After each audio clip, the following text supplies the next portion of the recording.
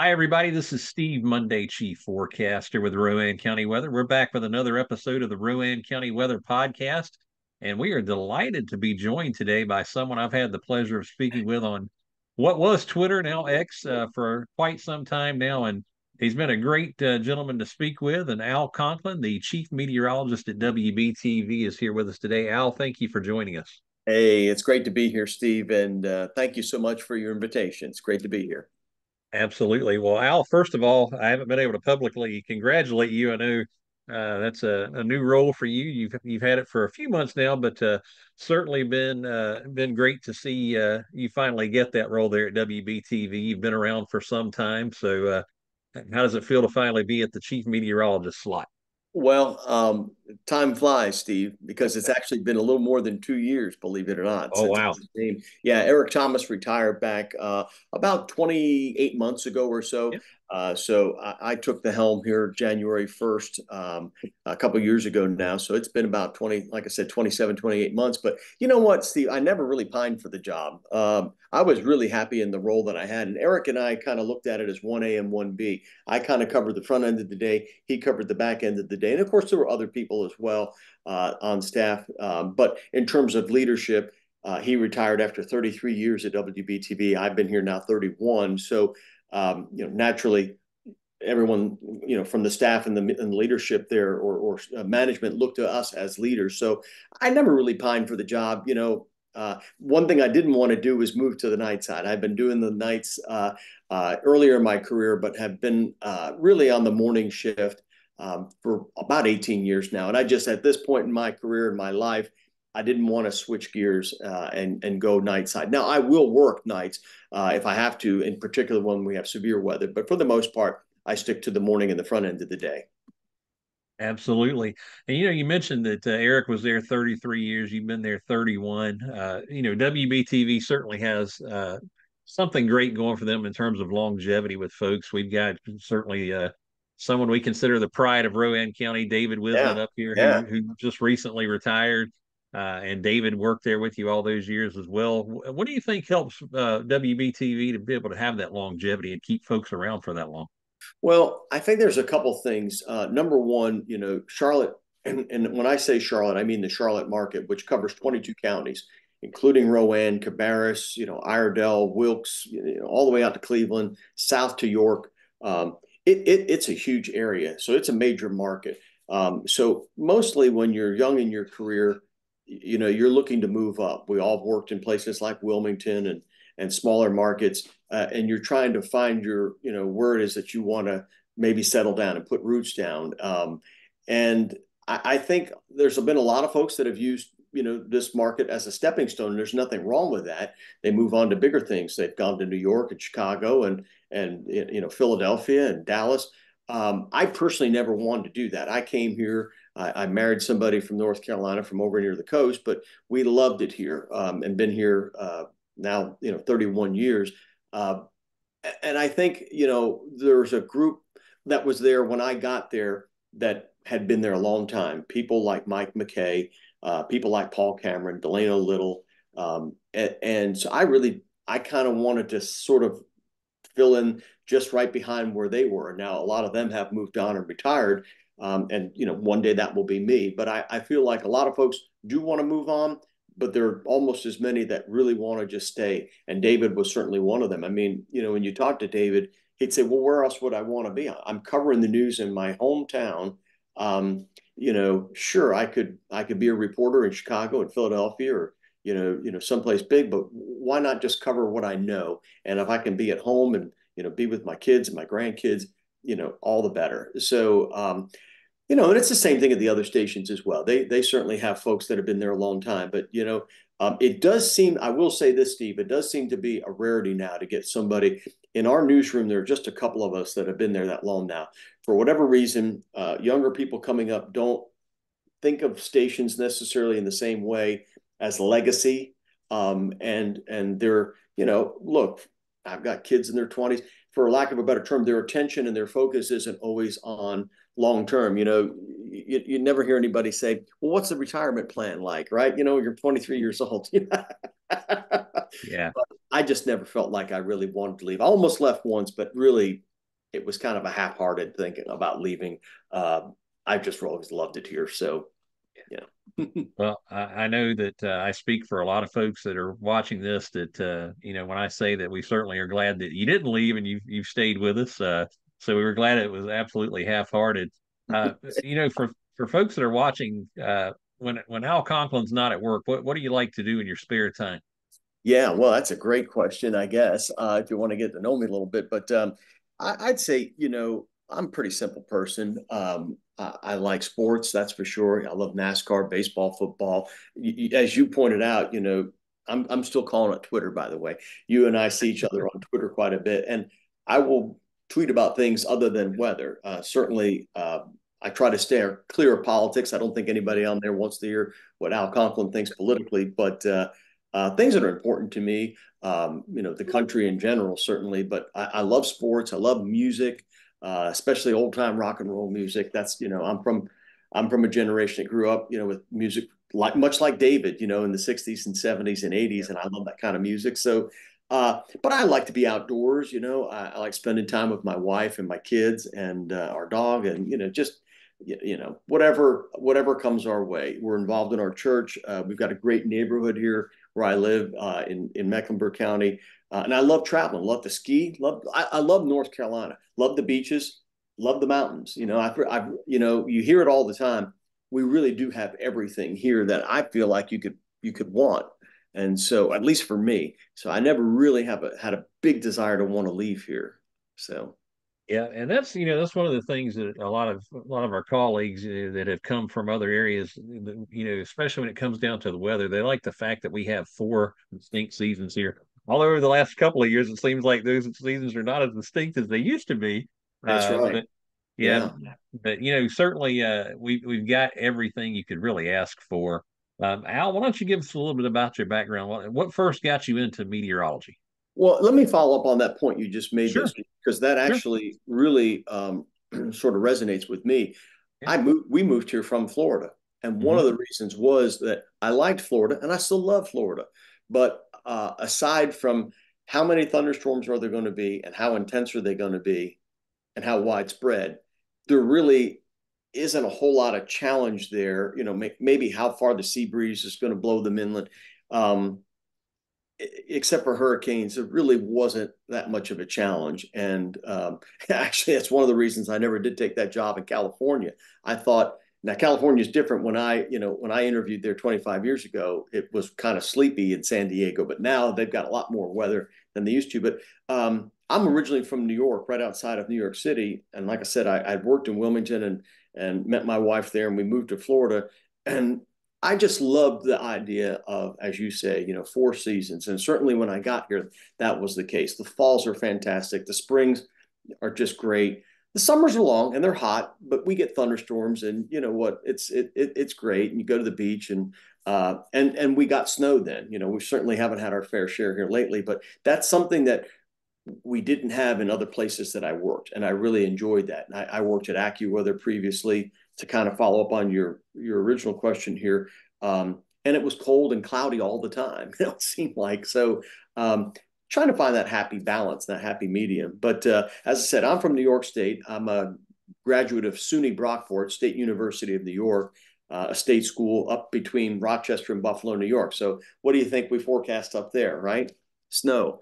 Yep. And I could distinctly remember at least one storm where we had 40 inches of snow, in one day, one night, and it was just incredible. But got a job out of college back in the mid '80s. Worked at AccuWeather for 4 years in State College, Pennsylvania. I'm not a Penn Stater, but that's where it happens to be because it was founded by Penn Staters, as you well know, and have some lifelong friendships and relationships up there. Um, but I didn't really want to continue to do radio forever. I worked for utility companies. We worked for port authorities, and I did major market radio for the afternoon. But I tell you the truth, Steve, I would go to work with a baseball hat on. I'd shave about every 3 days because you're in radio, right? And well, nobody ever saw. And I just thought, I don't know if I want to do this for the next 40 years. I just, I learned a lot, and I worked in an environment with about 30 meteorologists at one time. And, you come out of college and, you've got you've got a piece of paper that says you're a meteorologist, but you Right. really don't know what you're doing. And those guys really taught me, those guys and gals taught me how to forecast weather. And I learned so much there. And I just decided to kind of, try and dabble into television, and was fortunate enough to have some friends that were working in the business and said, well, look, sneak on over here on a weekend and we'll put a little tape together for you. And I'm sure I could find it somewhere. It's terrible, as you would expect. But I left there in the late '80s, and then got a job in Binghamton. Very briefly, I stayed there, but I worked. The guy that did sports was Trey Wingo, and you might have Oh, heard of wow. him.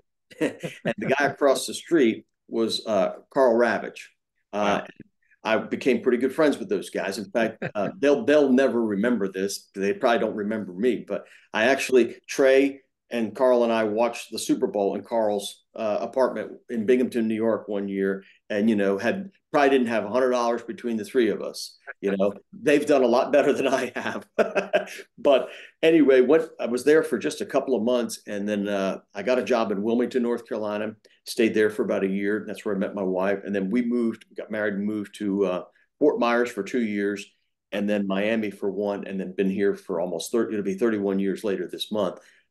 So in the beginning, you tend to move around a lot, Right. because you're trying to always find that better position, that better environment, that better schedule, better something. And so that's sort of how I did it. I joke that the folks at U-Haul knew me on a first name basis. I literally moved, not in one year, but in a calendar year, I moved 4 times, just because there was better opportunities, and that's the way it goes. So, and oddly enough, Steve, there are very few people in our newsroom that actually are from Charlotte. Right. When I say Charlotte, I mean, Shelby, Salisbury, Sure. Concord, Yeah. very few people. Most of us are from, Eric Thomas was from Pittsburgh. I'm from New York. On my staff right now, Alicia Wilson is from Atlanta. Lisa is from Pittsburgh area. Eric Garland's from Michigan. So people just come. And as I say, a lot of them stay, a lot of them go. They try to get home or whatever, but a lot of people stay. Yeah. So Yeah. that's sort of my background. Cut me off at any time, Steve, by the Oh way. no, you're fine. It's very interesting. I certainly appreciate you sharing it with us. Absolutely.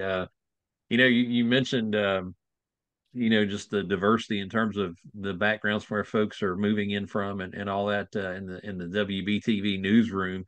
And like I said, it's in some cases it's a stepping stone to go on to to bigger cities and larger markets, and in other cases folks come here and they go, wow, I'm actually where I want to be, and I'm not going any further. That's Uh, right. Well, one thing, let's point this out to the folks listening here, sure. Steve. The way markets in radio and television Yeah. are they're determined. The market size is determined by the number of potential eyeballs or ears that could possibly watch or listen to you. Now, some of this has changed now because of streaming and that sort of thing. You can have folks in Portland, Oregon watching you, but this is the way that it is. For better or for worse, that's the system that we have. When I moved to Charlotte in March of 1993, the market size was 33. Still considered a major market. Anything in the top 40 is major. There are 212 markets across the country. New York's the largest, LA's second, Chicago's third, Helena, Montana is last, right? So now Charlotte is number 21 and will likely be 20 later this year, as we just continue to grow. So the market has grown around us.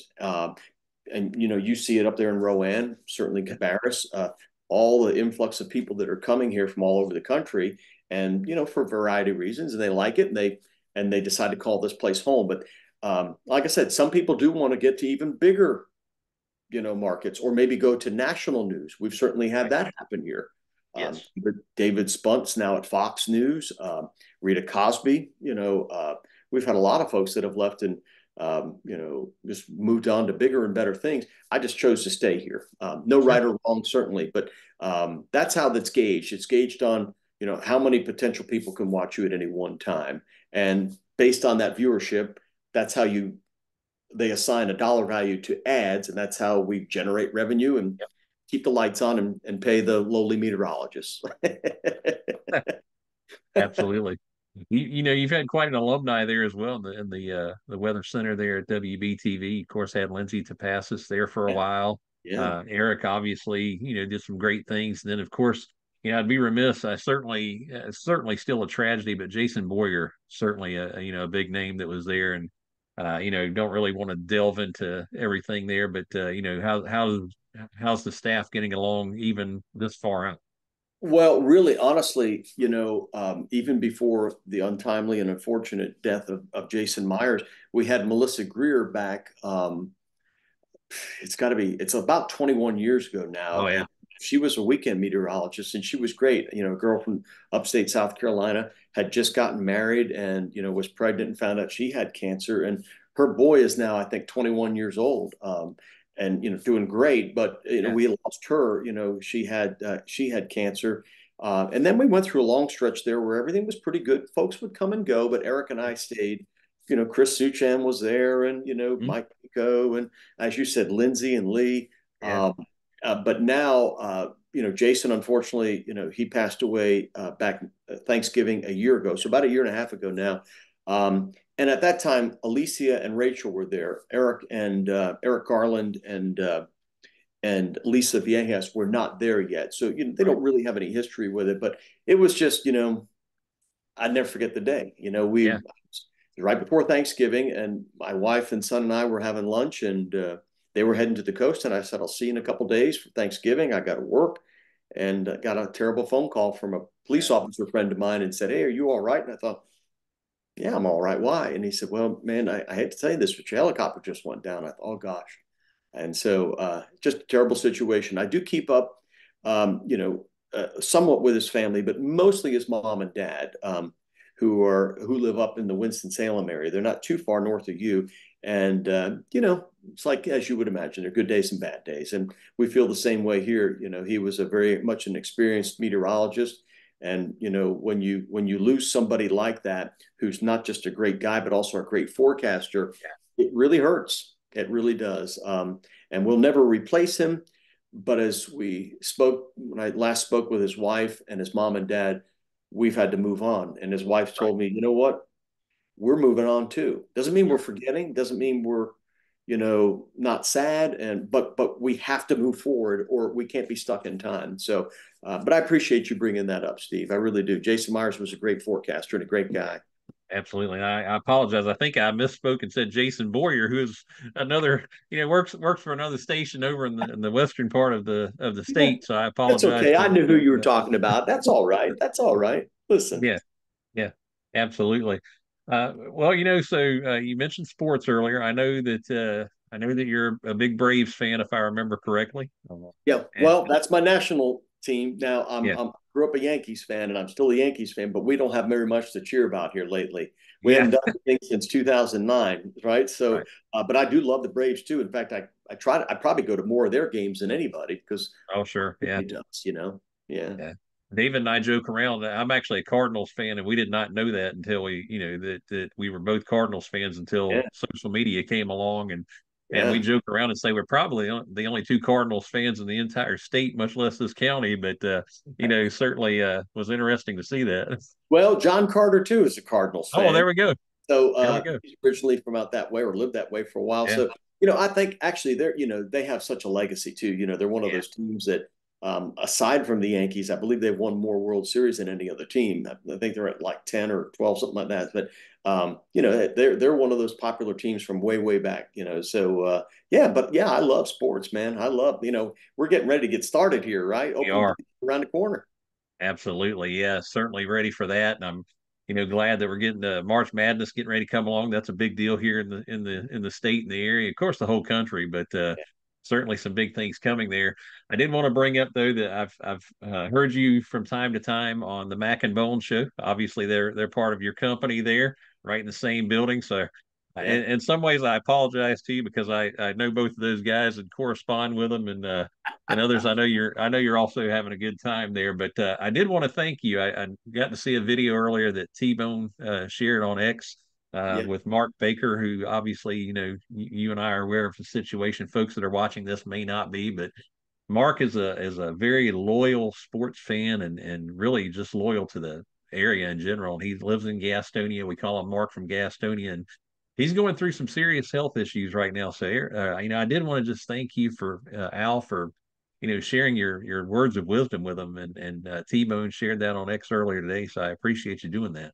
Well, anybody that's listen, you know, we can get into little arguments about this, that, and the other thing, and but when it comes down to real life and what's serious, Yeah, what that man is going through right now is serious. And so when T-Bone texted me on Sunday and asked me, I said, absolutely, I would, that's the least I can do. And of course, absolutely. others have as well. But I feel for people that, life's tough, man. Life is tough. And it's not always fair, but it is what it is. And we got to lift each other up. And so, one day we might need help, right? So Yeah, if we can do anything, even a small gesture by trying to lift somebody's spirits, man, I'm all for that, And so, but I appreciate you, just bringing that up because Mark from Gastonia, as you say, is a well-known guy in our circles, and it's just tough when you have, the chips can be down. So, like we say, you got to keep pounding, right, brother? that's right. That's right. Absolutely.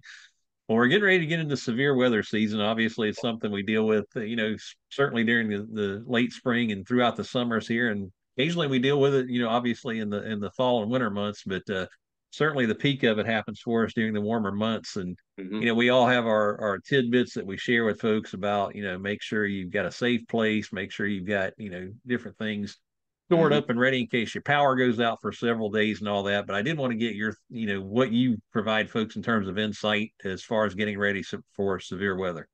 Well, yeah, you're right. I mean, we are quickly coming upon it, and I would say, I'll give you a plug for our WBTV weather app Yes, if I can, because absolutely. you turn those notifications on, and you can local to your area, and if there are any watches, warnings, advisories that come out, it's right there.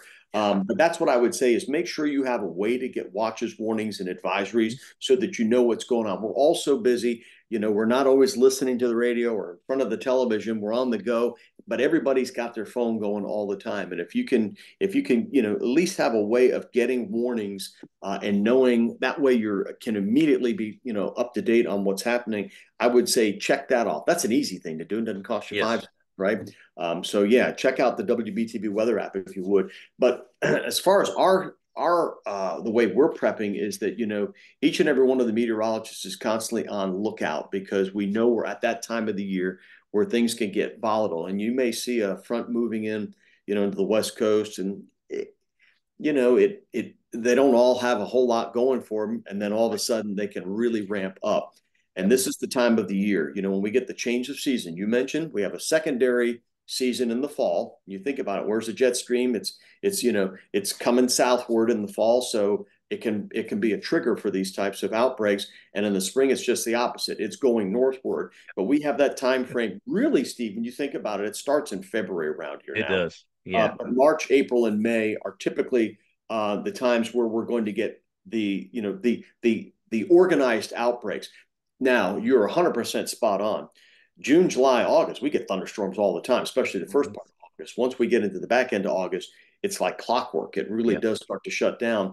But those are more, just sort of air mass type of Right. thunderstorms. They may look for some sort of a trigger and boy, they can put down a lot of rain. They can put down a lot of wind, Yeah. but we don't normally get tornadoes with those types of situations. The organization normally comes this time of the year. And so, we're just like you, man, we're just constantly scanning the new data coming in, keeping up with everything. And it's kind of funny. Steve Udelson across the road here at Yes. WSOC retired, about a week and a half ago. And I took him out to lunch here a couple of weeks ago, and he said, "Man, with this El Nino pattern, I am so glad I am retiring now. I think you guys are going to have a very busy spring." And I thought he is so right. I said, "Man, you were smart to retire, in early March and not have to go through this." But so far so good. And the system coming this weekend doesn't look overly concerning. Right. But you know what? It doesn't. It's just a matter of time, right? You've Oh been yeah. here. You've been looking at this a long time. But I think you're exactly right.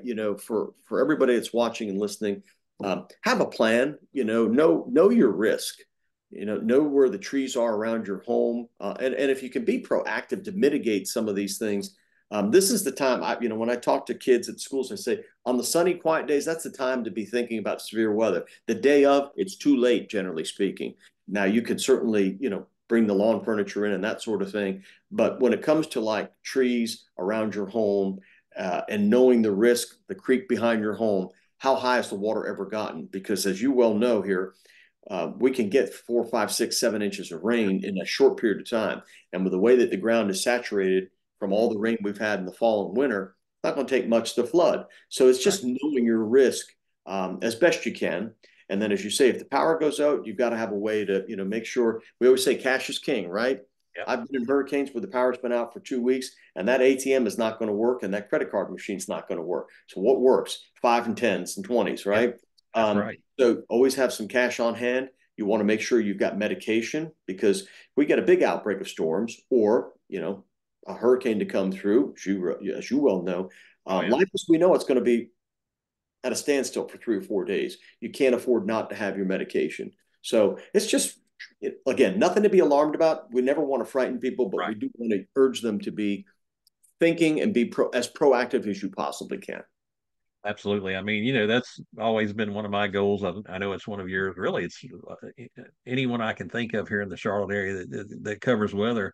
It's really our goal. It's not to scare you or make you think that it's doom and gloom. It's more about helping you prepare. And then if the forecast busts, there's nobody happier about that than we are. We would That's rather right. you be over prepared and get nothing than to not be prepared and get something. That's exactly right. I'm not going to say it doesn't bother me, but what Right. I mean is, and again, the same thing. Look, I got into this business because I love thunderstorms and I Right. love hurricanes and I love snow. Now, that doesn't mean I want to see anybody's property or lives or family or pets be injured. I don't want to see any, but it is what it is. The weather's been here long before we put up a pier down at the beach or Yep. built on the side of the river. I mean, it is what it is. And what's great is that we can give you as much advance notice as we can now. I was talking to some folks the other day. It said, when I got here, a 3-day forecast, that was a stretch. Now we can easily go out 7 days, and really, in a lot of instances, we can at least set a trend going 7 to 10 days out. We may not have the exact numbers or the timing, but these models are pretty darn good. And when you lump that in with our experience, we're pretty good at a 5 to 7 day forecast, and even a 7 to 10 day forecast can give you some insight. So, like you said, we're not here to alarm anybody or scare them, but it is a fact of life. The weather was here long before we were here. Definitely. Well, before we wrap up, I always like to ask a couple of questions of my Yeah, guest, man. and one of Yeah. them is I always like to know what do you feel has been your most adverse moment? It doesn't have to be your career or anything; it can just be in life in general. Well, I'll stick to weather on that. I would say, it's when you know something is coming and you're trying to get the word out as much as possible. And there have been a couple of them. One, I recall the ice storm back, I want to say in 2002, um, where I just knew we were going to be coated with ice and power was going to go out and it was going to be out for a long time. And it was in early December. And, I called everybody I knew and I said, turn the heat up as high as you can handle it in your house. Why? Because you're about to lose power. It may be 1 hour, maybe 3 hours, maybe 4 hours, but you will lose power. And I remember everything being coated with, an inch of ice. And, you know, uh, when you just know something's coming and you want to make sure or your goal is to convey that and be as effective as a communicator as possible. And whenever that doesn't happen, Steve, I always feel bad about it. Like I thought I had a pretty concise, clear message, but maybe I missed something here. Maybe my language didn't really, convey what I thought was going to happen. That's been, that was a bad one. And certainly, when we get tornadoes, and Yeah. we just had one here, in Catawba County, back in January, and we had somebody lose their life. Right. It's always terrible. You feel terrible about that. You really do. And it takes you, you know, a while to get over that. Not that you're responsible for it, but you just, like I said, you just question. Look, God's got a plan for everybody, and if the tree falls here, It doesn't do anything, but it happened to fall here Yeah. and it took somebody's life. And you can't do anything about that. But um, you just feel bad about it, you know. Yeah. I'm sure you do as well, you know. Yeah. I think of another instance, I want to say 2019, November 2019, when we had 6 or 7 fatalities across North Carolina, and 5 of them were in Alexander County when all those folks were swept away at that campground up there around Hidden Night in Taylorsville Yeah. and in the middle of the night. And you just go, man, what could we have done differently? So those are the types of things that, you know, day like today, nobody's going to remember the forecast, right? That's right. You got to make 10,000 of those to really register with the public. There's 5 or 6 or 8 days a year where the weather really comes into play, Yeah. and you just want to make sure that you're on all cylinders firing on those kind of days. And the rest is, you try to just, human nature has changed a lot, the way that people behave now, and you just try to speak a language that they'll understand and do the best you can. That's all you really can do. I'm assuming you feel the same way. Yeah, I do, and it's funny when you were mentioning that. I immediately thought back to just last year. We actually had a tornado come through. It started out actually in Catawba County, That's made right. its way through Iredell and here into Rowan, I and it got remember into that. the town of Landis. And as it came Woo. into the town of Landis, I was on Facebook Live, Uh-huh. talking about it. And a young lady who lifeguard teenager at the Landis pool. She got struck by lightning when they were trying to get all the umbrellas closed up and all that. And I felt horrible after thinking, man, did I focus too much on talking about this tornado? And then my wife, she came in and we were talking about it. She goes, well, look, you were on Facebook Live and she was doing her job out there closing umbrellas, trying to get them closed up quickly. She had no chance of watching you because she was trying to take care of that stuff. But Right. again, I understand what you mean by that. It certainly hits a little different when something like that happens. Yeah, it really does. You just want to get the word out, and what are the chances, right, that somebody's going to be struck by lightning? Well, it happens every summer around here, Yeah. every spring. When this is an outdoor state, right? North Yeah. Carolina is great weather. Yeah. When you're outdoors, whether it's on the softball field, the soccer field, the golf course, at the pool, you expose yourself.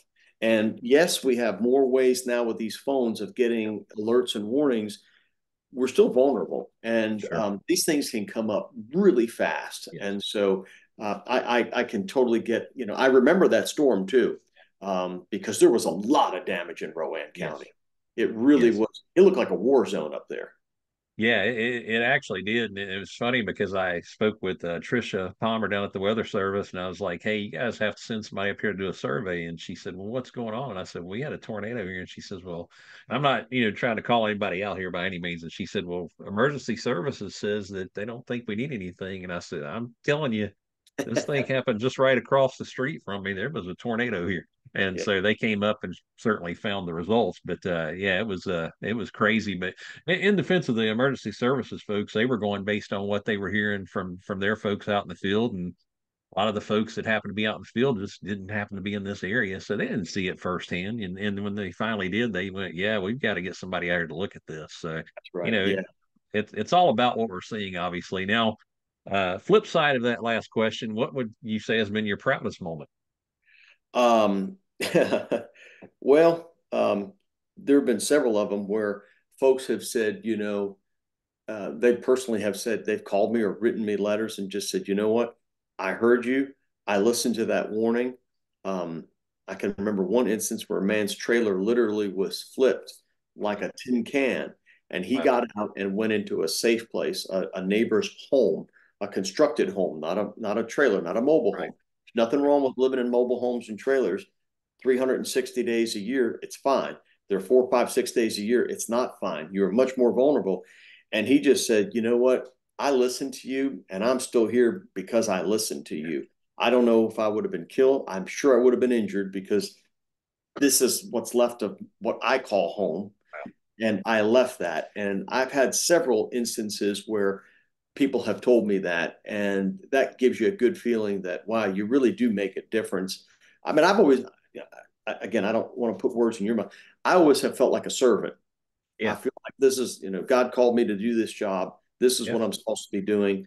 I could have done something else, but this is what I'm supposed to be doing. And I'm here. I've got one job, and it's to serve. It's not really about the advertisers. It's not really even about the WBTV management or marketing or any of that stuff. At the Right. end of the day, my job is for the people who are on the receiving end of the information, whether it's, streaming or Yep. phone or over the air or over rabbit ears, however you're getting that's my job, is to give you what my best estimate of what I think is going to happen so that you can make decisions. And then when things get topsy turvy, walk you through that as best I can. If I can do those things, then I'm feeling pretty good about it. One funnier thing, though, that I will say this: when I was still at AccuWeather in, I guess in the mid to late 80s, I can't remember the exact year. I want to say it was probably 89. Whenever, and you'll remember this, I know you will, whatever the day was that Wrigley Field installed lights and they were going to have their first Oh night yeah. game, and it was against the Mets, I believe. And I was on WBBM radio in Chicago the day before, and I said, the game will never get underway. I said, it might get underway, it'll never count. And they really thought it was kind of crazy. I said, there's a line of thunderstorms that are going to come. And sure enough, that game got like 1.5 innings in and the bottom fell out. I mean, it was a vicious storm, and they wound up Yeah. canceling. The next night, they had a real game against, I forget who now, but we called the first rain out of the very first night game at Wrigley Field, which was the last stadium in all of Major League Baseball to To install get lights. lights. Which in Yeah. college I loved it because we had WGN, and half the time we wouldn't make it to class because we'd be watching the game. Yep. So that was kind of a funny one to say we called the first rain out under Yes. lights at Wrigley Field. I mean, if you think about it, that probably, I mean, you're probably looking at maybe a 60-year span of anybody actually doing that in baseball, because everybody else, like you said, it had lights. Had lights for a long, long time. Yeah. They did not, and I understand why they did. I didn't like it, but I certainly understand it. I'm more of Yeah. a conservative, sort of, old time thing. I love it, Yeah. and it was great because they always had day games, and it Yep. was an excuse not to go to, math class. Yeah. Ryan Sam, that '84 World Series that really messed me up. I didn't make it to class too many times during that World Series because they were day games in Chicago you Oh yeah. know. So I'm I'm a big fan of day games even now. Like when I find out somebody's playing at 1 o'clock in the day, I'm like, oh yes, because you can just have it on to the side and keep doing your work and just glance over and keep up with the game. yeah, well, I mean, as a kid, in elementary school, we had. I know this will sound foreign to a lot of people, transistor radios, Yes. and during recess, we'd have a little earbud or we'd have that radio going, because there were a lot of day games, and it was great to just, like you said, it was in the background. It wasn't Yeah. wasn't overpowering, but you'd perk up when you'd hear something, the Hmm. announcer or the crack of the bat or the crowd or something. What was that? What happened? Yeah. So it's kind of fun. Absolutely. All right. So you mentioned you're a big music guy. So what would you say? This is Yeah. always one that I pose, and it catches some folks off guard. Like I know you know of Doug Rice. Well, I asked Doug Oh one yeah. time. I said, Doug, I know you're a big music guy. What do you think's the best song ever made? And he was like, man, that's hard to answer. So what would be Al Conklin's guess for best song ever made? Oh man, the best song ever made. Oh Yeah. wow. I can't answer that, Steve. It's That's hard, isn't it? it's too subjective, but I Yeah. did go on with T-Bone and Mac a couple of years Yeah. ago and talked about what I thought were the greatest rock and roll bands. Right. Which I had, I had the Rolling Stones in there, Hmm. and my favorite all time favorite band, Leonard Skinner, was in Yeah. there. And I caught some heat because I didn't have Aerosmith and I didn't have Kiss, and a lot of people got mad at me, but I'll stick by what I said with Kiss. They had some good music, and I have some of their music on my phone.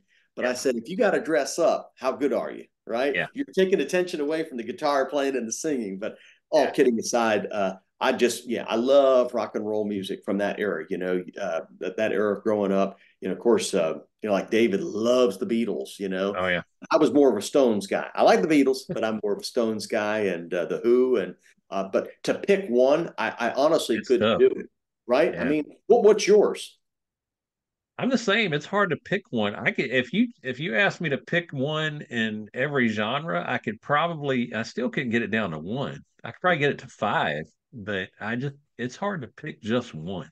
Well, that's the great thing about Yeah. music, and just entertainment. Music, movies. You know, well, that way you could say with weather forecasts, we used to get that all the time. Say, well, Yeah. how is it the Channel 3 is forecasting Yeah. this, but Channel 9's that? Yep. We're, are you not looking at the same data? We are. We are. Yeah. But you and I could read a book and come out with completely different outcomes. You and I could go to the movies and say, Yeah. I thought it was a great movie. That was the worst movie I ever saw in my life. I couldn't wait to get out of there. How Yeah. could that be? We're seeing the same movie, Yeah. right? We can interpret, data and our experiences and, even our gut feelings and just and come up with different outcomes. But it's hard with music and literature and stuff like that.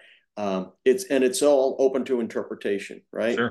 Yeah. Like I could say, well, you know, Sweet Home Alabama means this, and you Right. could say, well, no, actually, it means Yep. this, right? Yep. I was thinking about that the other day. It came on my phone, and Neil Young had a. I was reading something on him not too long ago, and said he regretted writing Alabama, which of course was Leonard Skinner's, Sweet Home Alabama was, a rebuttal to that. He said it was an arrogant stance and Yeah. it was just I shouldn't have done it, but it is what it is, but had he not and wrote, some other song, there might not have been a Sweet Home Alabama. So, Exactly. Yeah. there's so much to talk about in music, but yeah, I love it. Yeah. What's your all-time favorite band? My all-time favorite band, honestly, would have to be. I'm kind of like you. I'm with the Rolling Stones there. I mean, I'm not going to say I didn't like Aerosmith because they were a little bit more in my time, but and I'm probably going to catch some heat for this. But my thing with Aerosmith is look how long it took them to actually get a number one hit, and look Yeah, how many number one hits the Rolling Stones have. yeah. Well, and whenever I get into arguments with folks, and I mean good-natured arguments, I Yeah, say, well, yeah, yeah. Run DMC really helped Aerosmith. They did. Yeah, yeah, It reinvented or it reestablished their career. right. But I love Rush. I love Yes. the Allman Brothers, Marshall Tucker Band. Oh yeah. You name it. The Police. I mean, there's so much great music back in the '70s and '80s. Not to say there isn't now, and even Right. country music. I love Sure. a lot of the country music that's out there now, and seeing the twists and where it's going. Yeah. That's what's great. Music is constantly sort of reinventing itself. Oh yeah, nah, and I'm a huge fan of what Luke Combs has done. Really, when you talk about country music, and with him and Tracy Chapman together doing Fast Car, that was phenomenal. Really was, yeah. And you can take certain songs and just you don't even have to freshen them up. He Yeah, didn't change a single word. right. Right? He could have changed it, and a lot of people are like, well, why didn't you change it? You still did it from a female's perspective, but Yep, he didn't need to change a thing, not at right? all. Yeah. And so it's cool to see where it's going now, and there used to be that program called Crossroads to see where these Yes. musical acts sort of intersect each other. And so I'm just sort of I love history. I love Yeah. Civil War history in particular, but I love American history, love your World War II history, but I love music, and I love to read about artists and bands and where they came from and Mhm.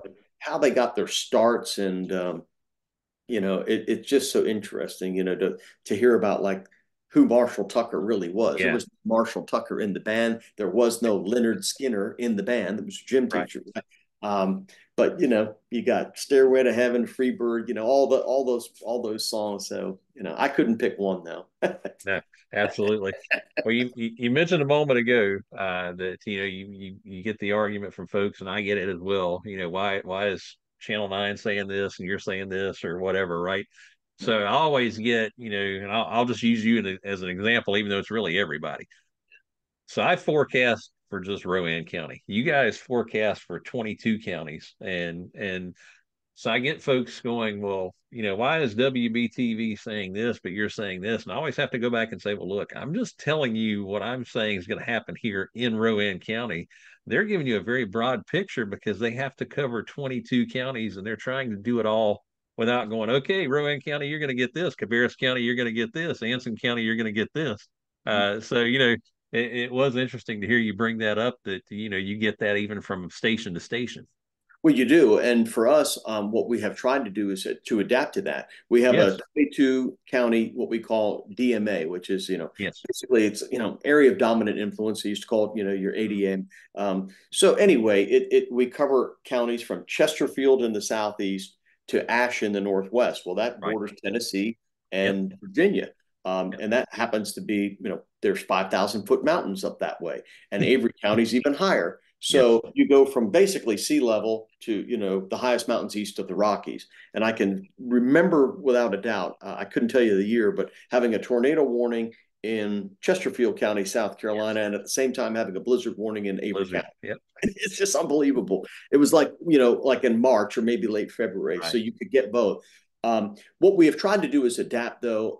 I will break down zone forecasts. And Hmm. also, we have the ability now to, the way we actually create our forecast, we have 5 zones that we do, Right. which is sort of the Sandhills, the Yep. Southeast Piedmont, Charlotte, and the Northern Piedmont, then the foothills, and then the mountains. Right. And so I try to kind of keep Salisbury and China Grove and Faith and Landis and Granite Mhm. Quarry, Enochville, all of them in that same zone down into Cabarrus and northern Mech, because they kind of tend to, and sort of eastern Iredell, and then it sort of shifts as you go farther north and west, certainly with elevation.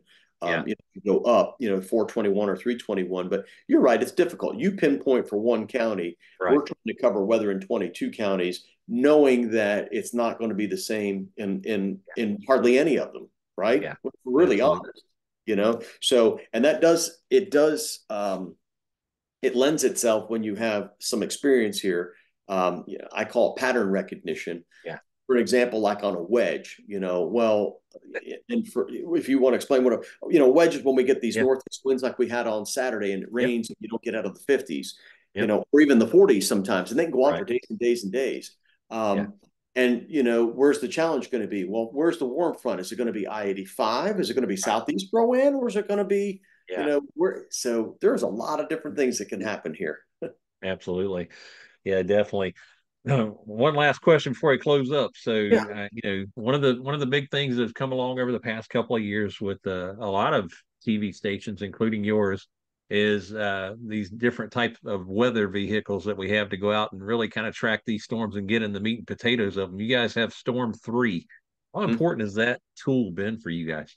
It is important. Number one, though, we always tell everybody that works for us, whether you're that's in the field, Yeah. your protection is number one priority, Yep. right?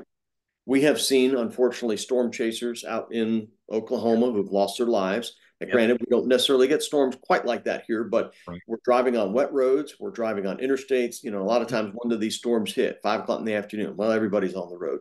So Yep. number one is protection of yourself and then the property that you have, meaning your Yep. camera, your gear, that vehicle. But it is great. If we can get that thing in a position, let's just say that we've got a southwest flow and there's storms that are firing up in Gaffney and Shelby. Well, we know where they're going to wind up. They're going to Yep. wind up in China Grove and Yep. Salisbury and Concord. So let's position somebody up 85 or up 29 or up 49, and we'll find the storm.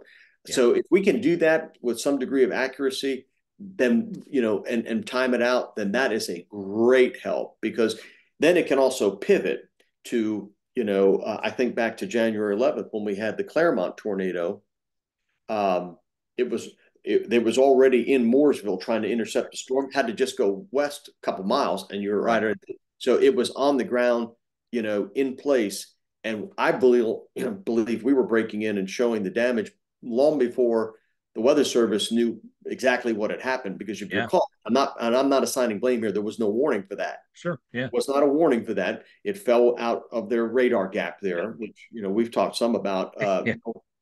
which is a real thing. And that's one of the It reasons is. we have that Climavision uh, radar in Denver, and there's one in High Point, because we recognize there's a gap here. Yep. Uh, but it is to answer your question, it's a really useful tool. But again, we don't want to put people in harm's way, but we want to be close by. Yeah.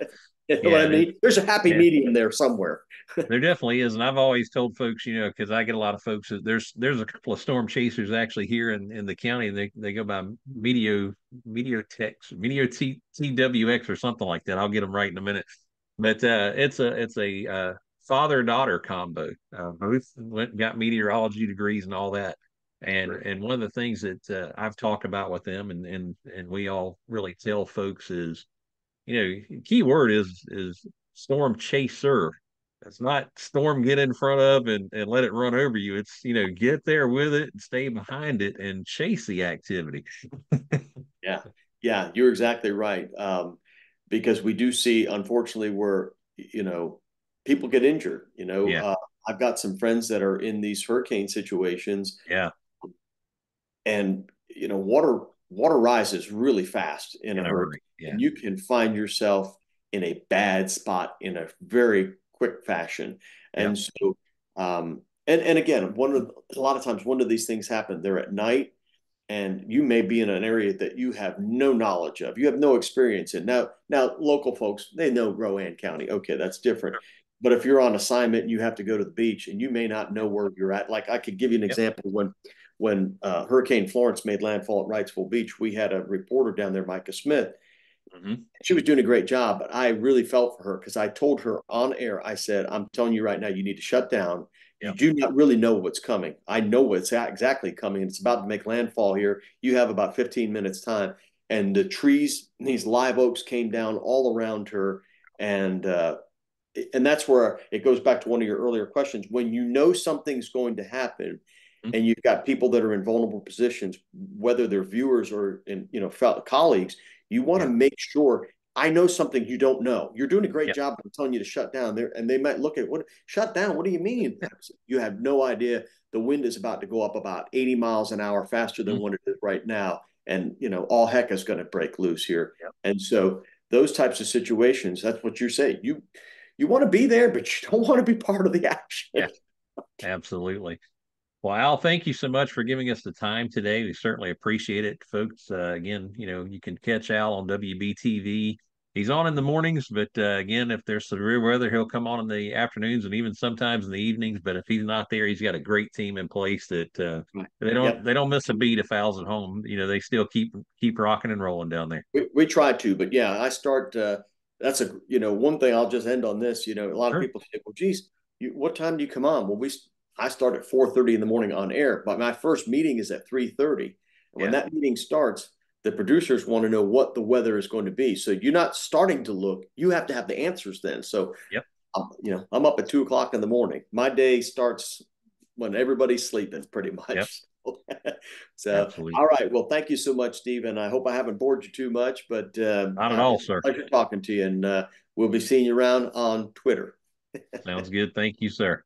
All right, brother.